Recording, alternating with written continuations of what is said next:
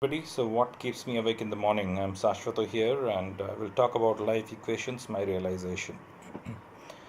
So that's life for me. When we are like child, which is on the left side, we have a lot of time, a lot of energy, but no money.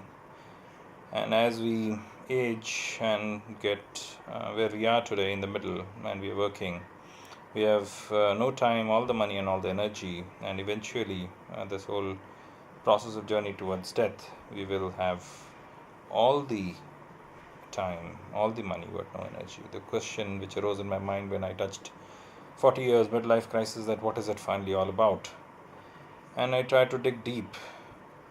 And one day I was reading about ultra running. I'm a runner, and I love Einstein. E is equal to mc square. That's a famous equation which he formulated.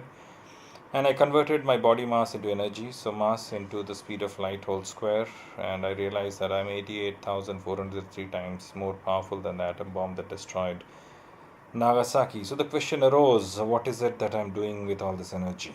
It was a very, very fundamental life question which I had to ask myself. And then hence I started digging deep into the spiritual world, because in the material world you don't get answers, because when logic stops and faith starts, that's when it gets interesting. And so I dug deep, and that's the input output system. The outside world doesn't change for anybody, it's the same for everybody. The outside world is full of disorder and chaos. But having said that, what we have in control, we have our ears, the skin, the eyes, the tongue, and the nose. They are the receptors to the outside world, and the quality of our actions, which is based on the inputs.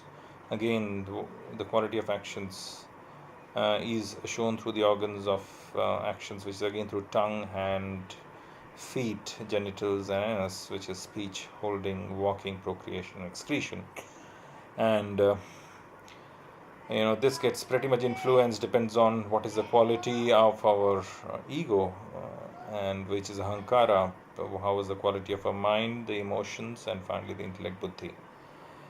And so I dig deeper, and then I thought, okay, what is that finally? And that's what is buddhi yoga, that the process of bringing the mind in quietude. A meditator has succeeded in arresting the mind's agitation, vikshepa, and has consequently lifted the wheel, avarana, from the intellect. He comes in the stage of transcendental experience, which is fulfillment of buddhi yoga. And it was such a powerful diagram that I realized that, oh man, I really didn't realize it. Even after doing all the engineering and the MBAs, there was actually not really mindful of how I was thinking and properly utilizing my intellect. And also the realization that all this beautiful thing is existing, and it is based on the outer structure, the musculoskeletal system. So I have to take care of it. And that's where I started the journey of being fit in mind, body, and soul and spirit. And this is just the diagram, muscular diagram of the human back. So we have to exercise, we have to eat right, we have to sleep right, we have to manage the mind.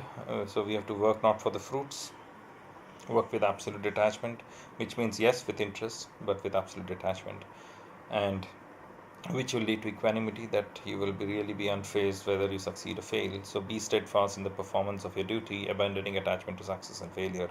Such equanimity is called yoga. And now I started realizing the actual meaning of yoga. And finally, we have 7 energy centers, and we had to channelize on our energies in the right place. The lowermost is Muladhara Chakra, and the uppermost is the crown chakra, and it's all in the color of the Vibgyor. So having said all that, what is it that keeps me awake in the morning? I said, okay, if that is what which has to keep me awake in the morning, I have to do it every day, because practice makes a man perfect. And that's what keeps me awake. Thank you very much. It is wonderful.